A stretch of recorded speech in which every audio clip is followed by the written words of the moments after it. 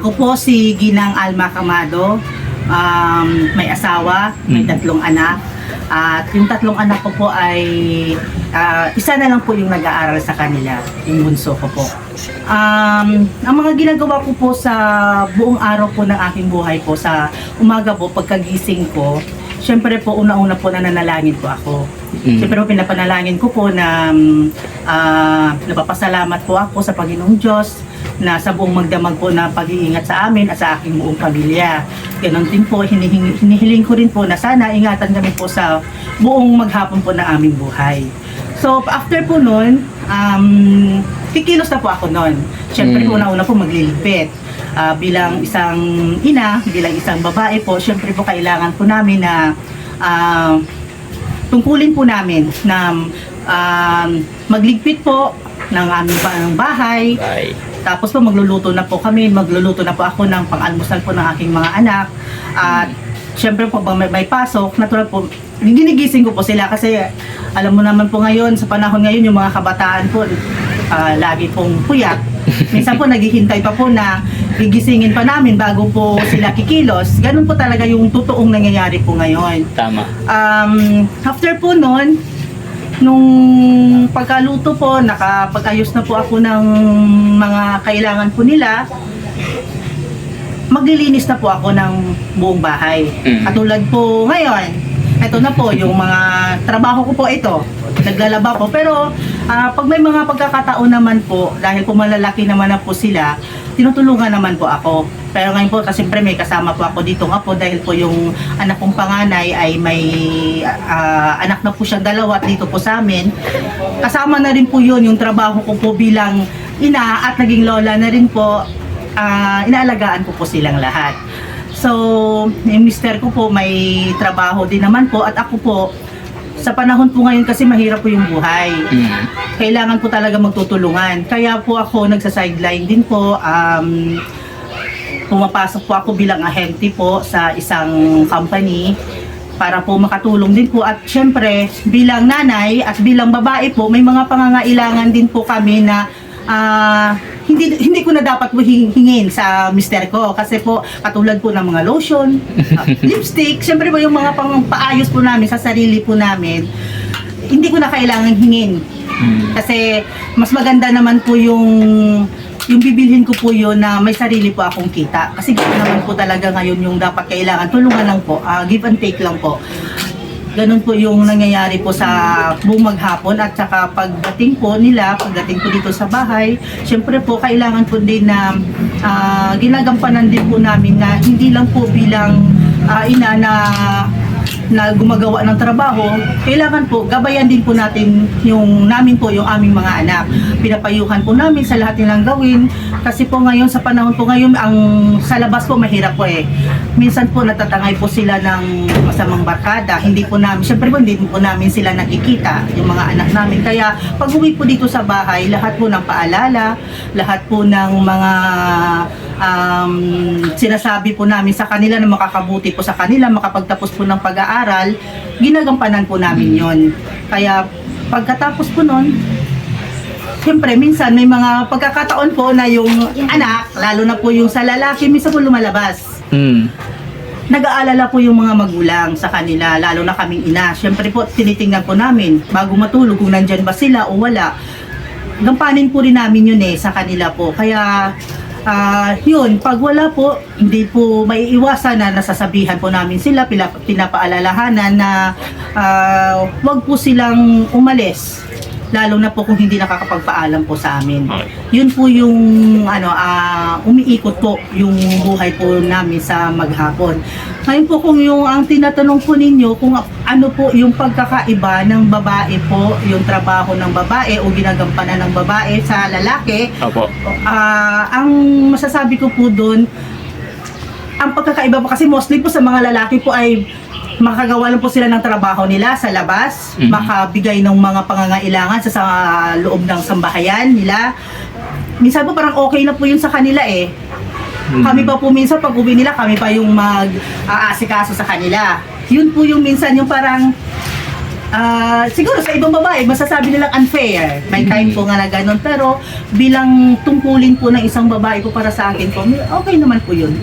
Wala naman pong problema sa ganun. Siguro po sa pagdating lang po talaga sa trabaho sa bahay, na mas marami po kaming ginagampanang trabaho dito sa loob ng pamamahay compare po sa mga lalaki po. Tama. Kasi pag ang mga lalaki, ano na sila, may Provider. matatag na trabaho, maayos po na trabaho, parang hanggang doon, tapos na po doon sa pagdating po Oo. sa bahay, pahinga na po sila. Tama. Pero kami po, 24 hours. 24 hours. Opo, tuloy-tuloy po yun.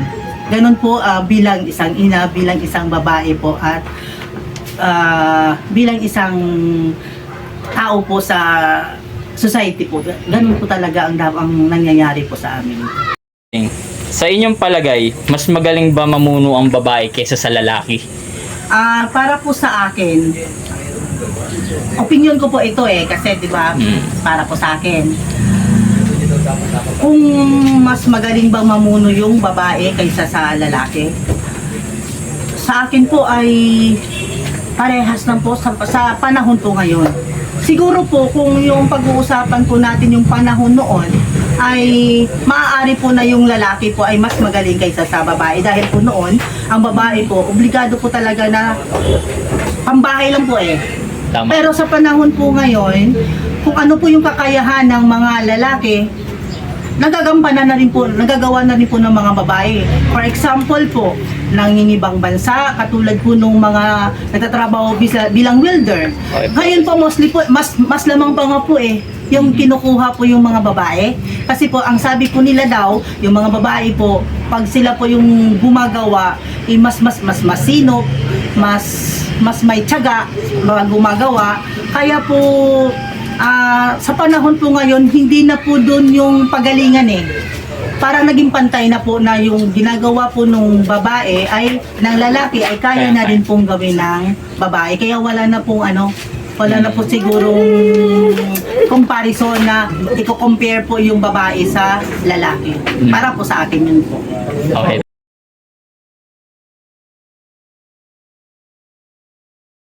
Ako si Ren Ross Dignos. Ang ginagawa ko bilang isang lalaki ay gumigising ako ng umaga upang magbiyahe bilang isang delivery rider o MC taxi rider. Ito ang aking hanap buhay upang pantustos sa aking pamilya. At ito ang pinagkukunan ko ng pera upang pambigay ng kanilang mga pangangailangan. Dahil dito ay nabibigay ko naman ang kanilang pangangailangan sa pamamagitan ng sipag at tiyaga. Bumibiyahe ako gumigising ako ng alas 5 ng umaga hanggang alas 10 ng umaga upang may hitang incentives na binibigay ng Mubit sa isang araw na 500 at yung kita na yon. Ang incentives na binibigay ni Mubit, pag naka 13 rides ka, may 500 ka na napapasok sa credit wallet mo. Pagkatapos nun ay uuwi ako ng bahay upang magdala ng pagkain sa aking pamilya at matulog ulit.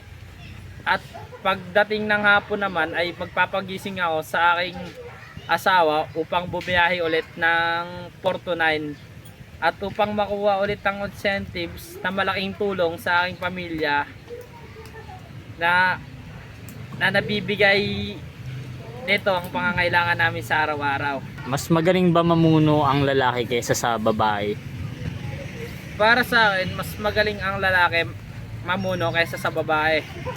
Sapagkat ang lalaki ang nag-provide ng pangangailangan ng mga babae. Dahil ang babae noong unang panahon ay sa bahay lamang ito. Umaasa lamang ito sa mga lalaki sa kanilang mga gastusin, pantusto sa bahay, sapagkat ang babae nung unang panahon at hanggang ngayon sa kasalukuyan, ang ibang babae ay sa bahay lang. Dahil ang lalaki talaga ang dapat maghanap buhay para sa pamilya at bumuhay ng pamilya. Sa pagiging presidente, ano mas magaling para sa iyo? Pamumuno ng babae o pamumuno ng lalaki? Pamumuno ng lalaki. Dahil sa lalaki, nagkakaroon tayo ng kamay na bakal. Ngunit may tapang at malasakit. Dahil ang lalaki ay matibay ang dibdib, Dignidad. katulad ng Passion, ating pride. mga sundalo, karamihan sa mga sundalo lalaki. handa nilang ibuwis ang kanilang buhay para sa ng bayan. Mm. Ganon din ang presidente natin pag lalaki, handang mamatay para sa bansa. Kaya mas magaling talaga ang lalaki dahil nagkakaroon ng takot ang mga ibang kriminal gumawa ng kasalanan. Ano po? Pabor ka ba mag-CR ang transgender sa CR ng babae o lalaki? Sa babae, hindi. Sapagkat kahit baliktarin natin ang sitwasyon, lalaki pa rin ito. Ngunit kung sa kanyang larawa at sa kanyang tunay na buhay, lalaki pa rin ito. At sa lalaki naman, pabor ako kasi lalaki pa rin siya. Pero ang dapat sa kanila, magkaroon sila ng sariling parikuran. Pagkat sila ay may grupo din naman na LGBT, ito yung grupo na para sa kanila na halo-halo na dapat tuunan ng gobyerno.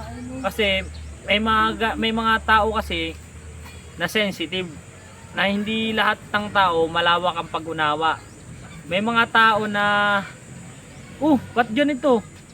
Pang babae lang to pero may sumisiR dito na lalaki, na bakla. Kaya dapat may sarili rin sila para sa akin. Kasi hindi lahat ng tao parehas ang pag-unawa. May mga tao na iba yung iniisip sa kapwa-tao, at may mga tao naman na intindihan nila yung ibang mga bagay o ibang iniisip ng tao o ginagawa ng mga tao. Yun lang, pre.